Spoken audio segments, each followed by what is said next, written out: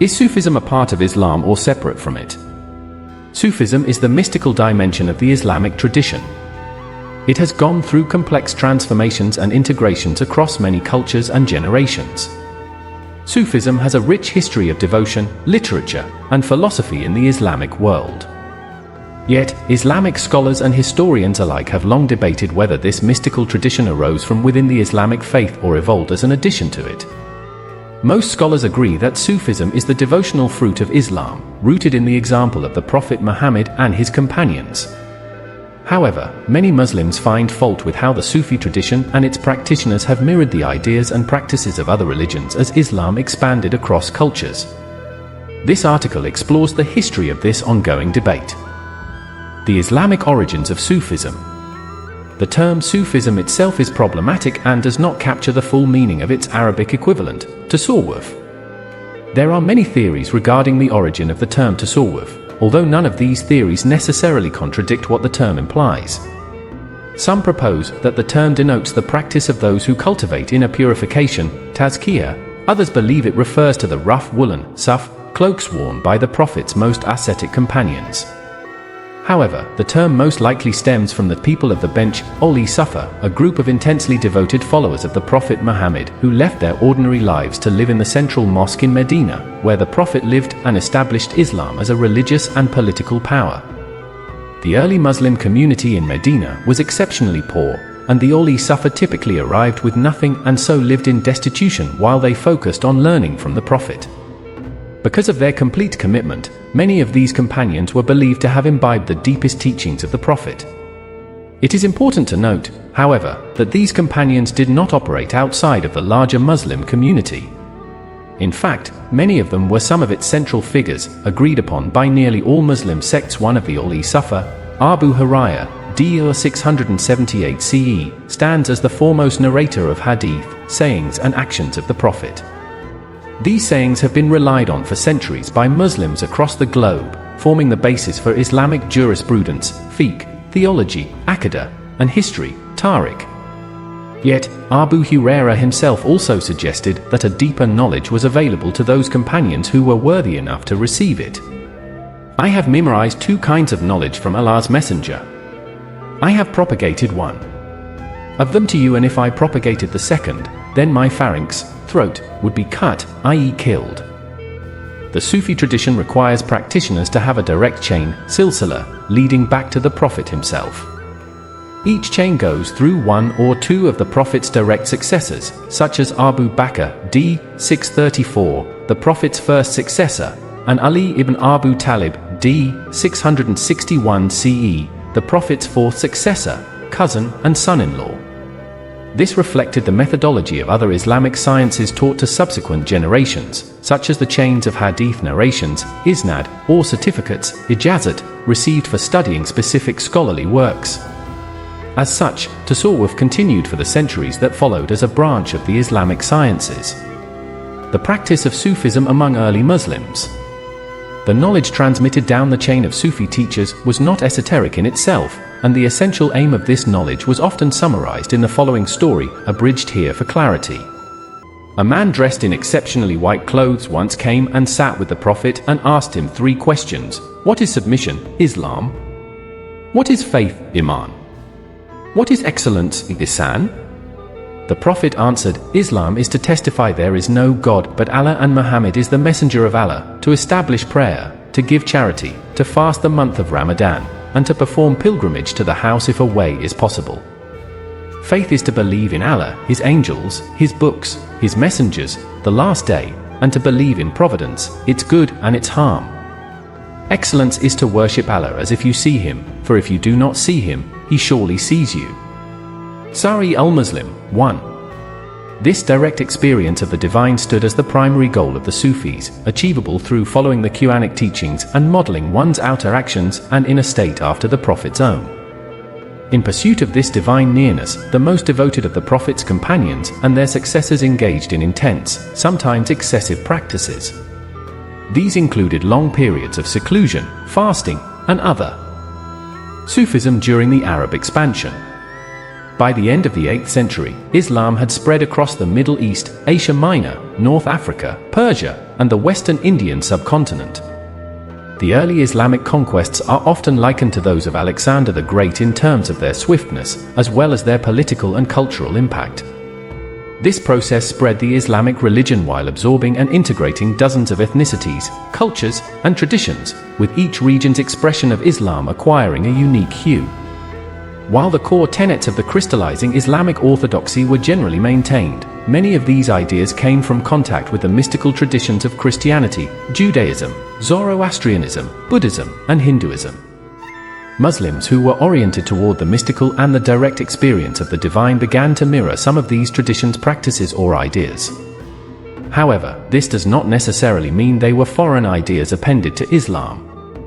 Rather, they reflected the human being's deepest efforts to experience divine nearness, which adherents of all religions had striven to do in often similar ways.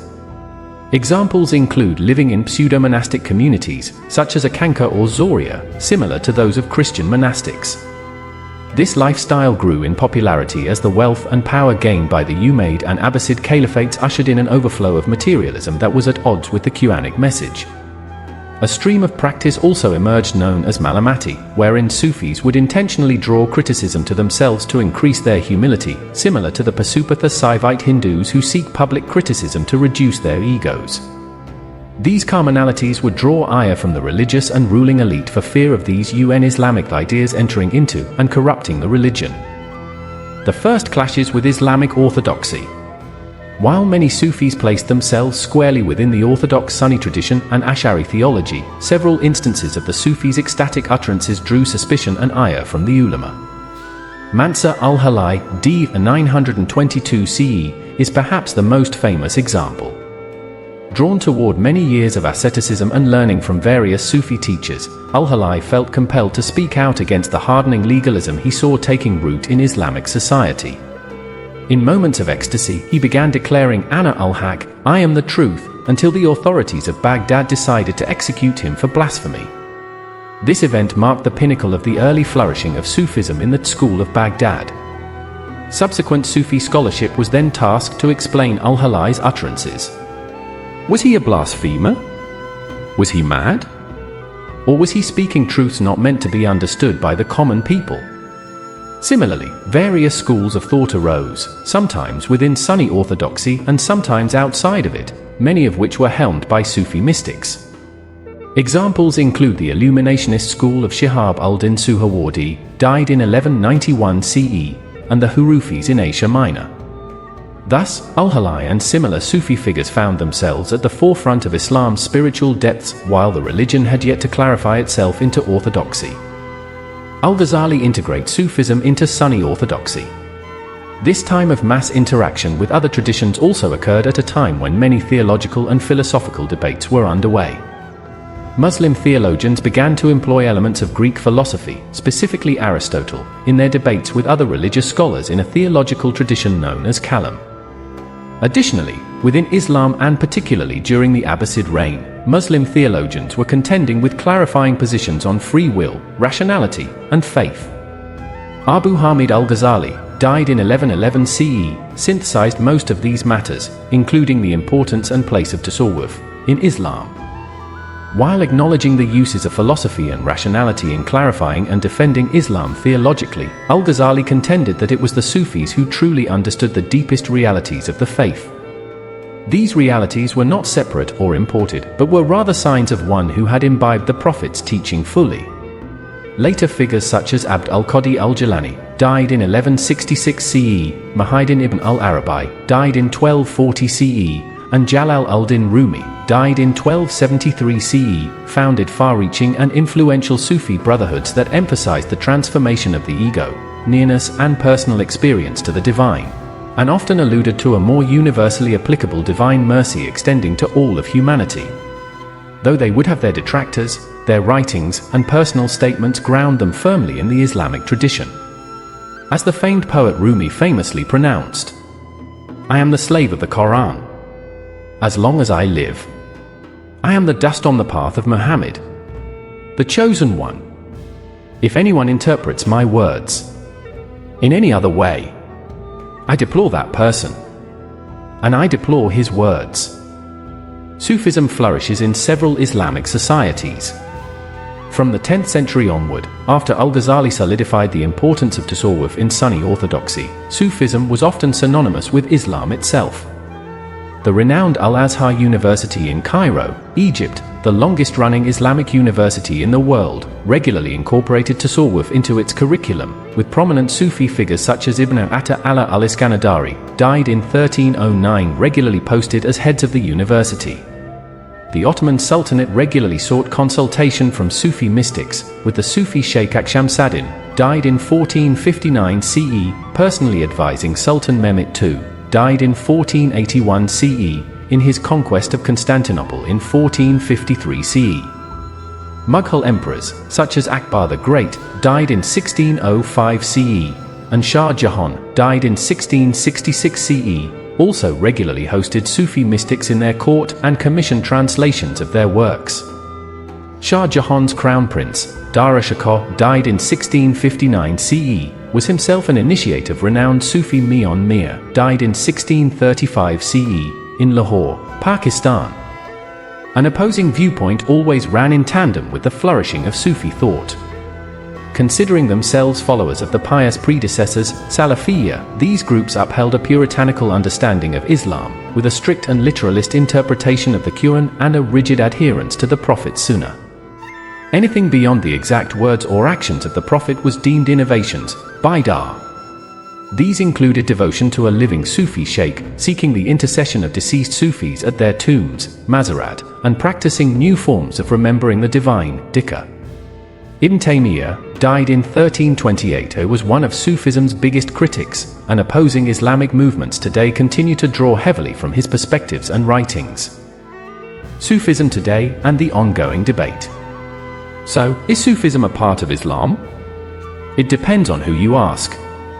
It is clear that Sufism has traditionally comprised a core part of Islamic orthodoxy, both Sunni and Shia, despite various fringe groups are deviating from the established orthodoxy.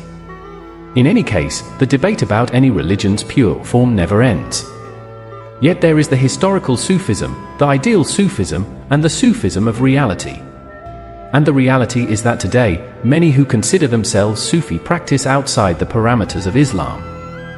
These groups exist largely in Europe and the United States, such as followers of Idris Shah, and have developed from New Age movements that gain traction due to the West's liberal modernization and its gradual sidelining of traditional religion from the public sphere. Other culturally influenced forms of Sufism can be found across the Islamic world that have little to do with Islam. Examples include Central Asian shamanic traditions, performing Sufi dervishism in Iraqi Kurdistan who swallow swords and enchant snakes, and the Sufi shrines of South Asia that often host similar performances along with drug use. The Sufis have long taught that their tradition eludes common definitions and generalizations, and history has shown that. The tomb of renowned Sufi Saint Ali al-Hujwiri remains one of the most visited Sufi tombs in the world. Yet both traditional Muslims and unorthodox Sufis, conservatives, dervishes, and modernists each are welcome to bring their own personal idea of Sufism or Islam and benefit from the sanctified space. As al-Hujwiri quotes, in one of the earliest and most iconic sayings on Sufism, "Tasawwuf used to be a reality without a name, then it was a name without a reality."